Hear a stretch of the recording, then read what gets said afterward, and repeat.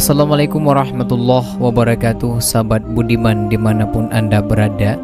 Pada perjumpaan kali ini kita akan mengisahkan tentang 3 kisah Nabi Muhammad SAW di bulan Ramadan. Simak video sampai habis.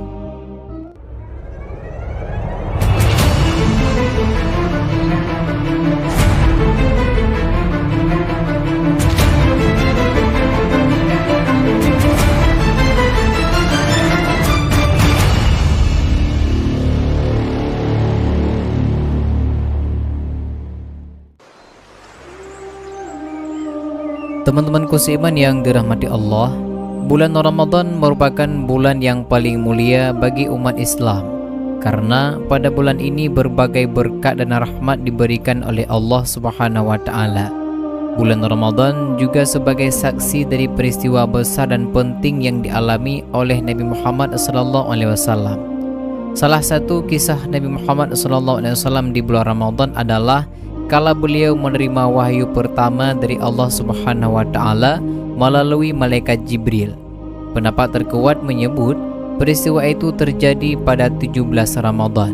Dan bagaimanakah kisahnya? Lalu apa sajakah ketiga peristiwa tersebut? Nah, pada kesempatan yang berbahagia ini kita akan membahas ketiga permasalahan tersebut. Yang pertama adalah Nabi Muhammad menerima wahyu pertama. Denny Dermawan dalam buku Keajaiban Ramadan mengatakan bahwa Allah Subhanahu wa taala menambahkan kemuliaan bulan Ramadan dengan menurunkan Al-Qur'an, sebagaimana firman Allah Subhanahu wa taala dalam surah Ad-Dukhan ayat ketiga yang artinya, sesungguhnya kami mulia menurunkannya pada malam yang diberkahi ataupun malam Lailatul Qadar. Sesungguhnya kamilah pemberi peringatan. Menurut hadis yang diriwayatkan oleh Imam Bukhari dan Muslim sahabat budiman, Rasulullah SAW menerima wahyu dalam 2 keadaan. Pertama, terdengar seperti suara lonceng yang berbunyi keras dan dikatakan bahwa ini cara paling berat bagi Rasulullah. Allah Subhanahu wa taala berfirman dalam surah Al-Muzammil ayat kelima yang artinya, sesungguhnya kami akan menurunkan kepadamu perkataan yang berat. Lalu yang kedua adalah dikatakan bahwa malaikat Jibril datang kepada Nabi Muhammad SAW dalam keadaan seperti manusia biasa, yaitu menyerupai seorang laki-laki. Jibril mendatangi dengan berkata, Iqra bismi rabbikal ladzi khalaq, khalaqal insana min 'alaq, Iqra wa rabbukal akram, alladzi 'allama bil qalam, 'allamal insana ma lam ya'lam. Quran surat Al-Alaq ayat 1-5. Al-Quran diturunkan secara bertahap-tahap sahabat budiman, berbeda dengan kitab-kitab sebelumnya yang diturunkan secara sekaligus. Al-Quran itu 2 kali diturunkan. Pertama, diturunkan secara sekaligus pada malam Lailatul Qadar ke Baitul Izzah di langit dunia. Sedangkan yang kedua, diturunkan dari langit dunia ke bumi secara berangsur-angsur selama 23 tahun.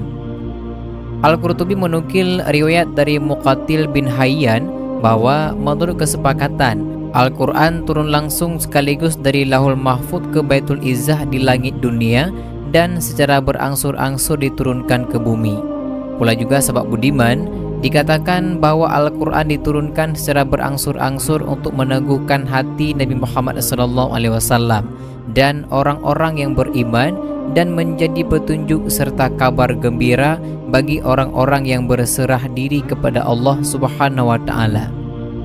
Pendapat terkuat menyebut bahwa Rasulullah SAW menerima wahyu pertama kali yaitu pada 17 Ramadan. Peristiwa itu terjadi di Gua Hira. Dikisahkan dalam buku 1001 Fakta Dahsyat Mukjizat Kota Makkah karya Asima Nur Salsabila, Gua Hira ataupun biasa disebut dengan Jabal Nur terletak di sebelah timur laut Masjidil Haram yang berada di jalur jalan Taif ataupun Sail, sekitar 4 km dari Masjidil Haram. Puncaknya Gua Hira mirip dengan punuk unta. Dengan luas sekitar 5 km, Gua Hira diberi nama Jabal Nur karena gua ini merupakan tempat Nabi Muhammad SAW menyendiri saat beribadah, sehingga terpancarkan nur ataupun cahaya nubuwahnya. Di bukit ini sahabat budiman, Rasulullah SAW menerima wahyu pertama, yaitu Iqra, bacalah, Di bagian depannya terdapat belahan yang dapat memungkinkan kita untuk ke sana dengan memandang ke Masjidil Haram. Gua Hira ini merupakan tempat yang digunakan oleh Rasulullah SAW untuk berkhalwat ataupun menyendiri di dalam dan beribadah sebelum beliau diangkat menjadi seorang rasul. Malaikat Jibril yang turun dan datang kepadanya untuk yang pertama kali ketika beliau ada di Gua Hira. Di dalam gua inilah Nabi Muhammad SAW menerima wahyu pertama, yaitu surat Al-Alaq ayat 1-5 yang disampaikan oleh Malaikat Jibril. Kisah turunnya wahyu pertama tersebut diriwayatkan oleh Imam Bukhari dan Muslim dari Aisyah radhiyallahu anha bahwa ia berkata, turunnya wahyu pertama yang diterima oleh Rasulullah SAW dalam bentuk mimpi ketika waktu beliau tidur. Biasanya mimpi itu terlihat jelas oleh beliau seperti jelasnya cuaca pagi. Semenjak saat itu sebab budiman, hati beliau tertarik untuk mengasingkan diri ataupun khalwat ke Gua Hira, dan di situ beliau beribadah selama beberapa malam dan tidak pulang ke rumah istrinya yaitu Khadijah radhiyallahu an. Kemudian beliau membawa perbekalan yang cukup. Setelah perbekalannya habis, beliau kembali kepada Khadijah untuk mengambil lagi perbekalan secukupnya. Lalu sebab budiman, beliau kembali ke Gua Hira. Pada suatu ketika datang kepadanya kebenaran ataupun wahyu, yaitu sewaktu beliau masih berada di Gua Hira. Pada ketika itu Malaikat Jibril datang kepadanya lalu berkata, "Ya Muhammad, bacalah." Nabi menjawab, "Aku tidak bisa membaca." Nabi kemudian menceritakan, maka aku ditarik dan dipeluknya hingga aku kepayahan. Lalu aku dilepaskannya dan disuruh membaca. Malaikat Jibril berkata, "Bacalah." Kemudian Nabi juga menjawab, "Aku tidak bisa membaca." Lalu aku dilepaskannya dan disuruh membaca. Malaikat Jibril berkata lagi, "Bacalah." Aku juga menjawab, "Aku tidak bisa membaca." Maka aku ditarik dan dipeluknya lagi untuk ketiga kalinya.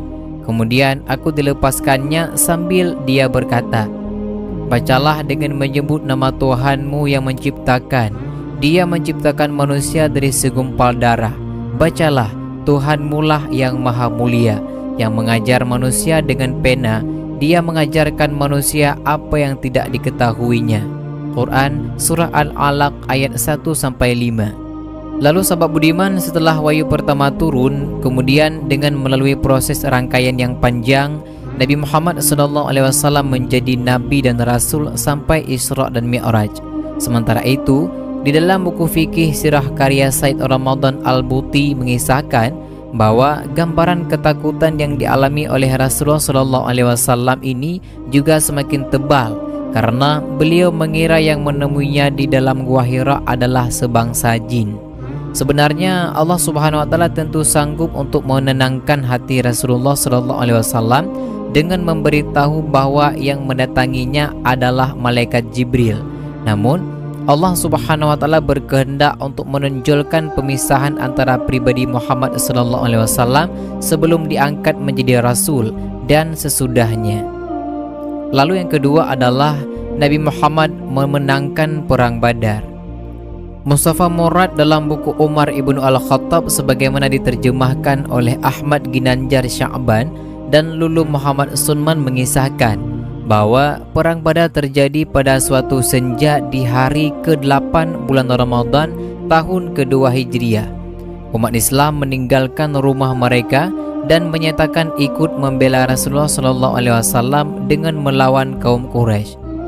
Suara gemuruh dan ringkik kuda bercampur aduk dengan suara pedang, tombak, perisai yang silih beradu. Debu lembah berpasir Badar membumbung meliut-liut bersamaan dengan muncratan darah. Perang dahsyat itu akhirnya dimenangkan oleh pasukan Nabi Muhammad SAW. Mereka berhasil memukul mundur dan menjadikan pasukan Makkah terpecah dan lari kocar-kacir. Dari pedang Badar inilah sebab budiman umat Islam memperoleh kemenangan pertamanya sekaligus menjadi tonggak ekstensi dakwah Islam. Hal itu dapat dibuktikan dengan kekuatan umat Islam yang setelah lebih dari 13 tahun ditindas oleh kaum Quraisy yang pada akhirnya menjadi menang. Tentu saja kemenangan ini mendorong umat Islam untuk semakin mengukuhkan dakwah dan meraih kemenangan-kemenangan berikutnya. Sedangkan yang ketiga, Nabi Muhammad melakukan pembebasan kota Makkah. Masih dalam buku yang sama diceritakan, hingga tahun ke-8 Hijriah, pasukan Muslim telah beberapa kali memenangkan pertempuran hingga membuat pengaruh agama Islam kian meluas. Sementara kaum Quraisy kian melemah. Bahkan beberapa klan Arab banyak yang bergabung dengan pasukan Nabi Muhammad SAW dan memeluk agama Islam. Traktat perdamaian dan gencatan senjata Hudaybiyah yang semula ditandatangani pihak umat Islam dan Quraisy pada akhirnya dilanggar oleh pihak Quraisy ketika mereka mempersenjatai klan Bakar untuk menyerang Khuza'ah yang memilih bergabung dengan pasukan Muslim. Pada hari ke-9 pada bulan Ramadan, sahabat budiman, matahari yang mulai merangkak menuju titik kulminasi kota Madinah tampak bersiap. 10.000 orang tampak berbaris dan panas yang memanggang dan perut perih karena puasa tidak menyurutkan semangat mereka. Setelah menjadikan doa dan berkhutbah sebentar, Rasulullah SAW kemudian memimpin pasukan itu bergerak menuju Makkah. Ketika sampai di perbatasan, Rasulullah SAW meminta untuk menyalakan api di atas bukit-bukit yang mengelilingi Makkah. Penduduk Makkah ketakutan melihat besarnya pasukan Nabi Muhammad SAW dan menganggap bahwa ribuan obor itu akan membakar kota mereka. Kalangan Quraisy pun tak mampu menghadapi pasukan tersebut dan mereka hanya bisa pasrah. Hingga tiba masuki kota Makkah, sahabat budiman, dengan penuh wibawa dan tanpa adanya perlawanan serta pertumpahan darah. Mula-mula beliau memasuki pelataran Ka'bah, bertawaf, mencium Hajar Aswad, bersembayang di Ka'bah dan menghancurkan ratusan patung dewa-dewa Arab di sekitar rumah ibadah itu. Setelah itu Rasulullah SAW pun menerima baiat sumpah setia dari penduduk Makkah. Tak lebih dari 2 tahun kemudian, sahabat budiman, sejumlah utusan klan tiba dari seluruh penjuru semenanjung Arab untuk menyatakan bergabung dengan Nabi Muhammad SAW. Pada tahun ini pula lah Rasulullah SAW juga melaksanakan ibadah haji yang terakhir. Nah, sahabat budiman yang dirahmati Allah, dan demikianlah sedikit penjelasan mengenai 3 kisah Nabi Muhammad SAW di bulan Ramadan. Semoga dari penjelasan ini dapat bermanfaat bagi kita semua. Amin ya rabbal alamin. Wassalamualaikum warahmatullahi wabarakatuh.